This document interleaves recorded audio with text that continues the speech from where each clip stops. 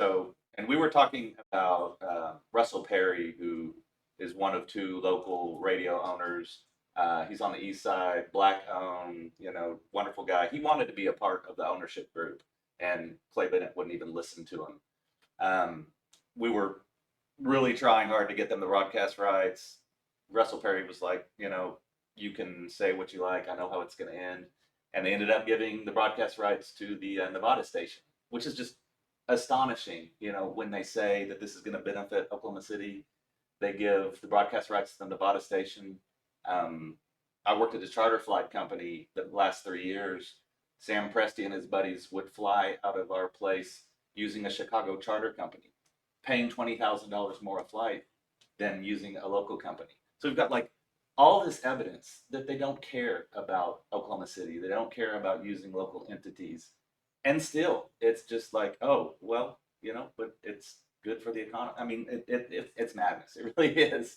Well, And it, I guess the other thing about what do you do about this, right, is the other answer is you vote people out, right? I mean, that should be the answer is if people are unhappy with the representation that they're getting, then you vote them out. But the problem is vote them out in favor of who, right? I mean, it's so common for, elected officials to sort of be um partners with whether it's sports team owners or large developers or anybody else with money, that it's very very difficult to get any kind of change going on a significant scale. I know that there was uh, a poll recently in Nashville showing how unhappy people are with the Titans deal there.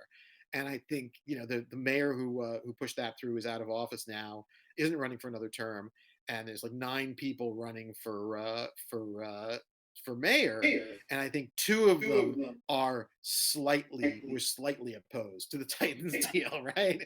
And does that mean that they would necessarily be opposed to a baseball stadium deal or something like that if that came down the road? Possibly not. So it's really, really hard. I mean, I yeah. would love to resort to democracy to do this, but unfortunately, it's really, really hard to, actually use that to keep politicians in line. The one thing I would say that is a little bit better is sometimes you can pass initiatives or things like that. Like, I mean, you mentioned Seattle, right? They ended up getting a new arena without spending public money and got a hockey team, may get a basketball team back.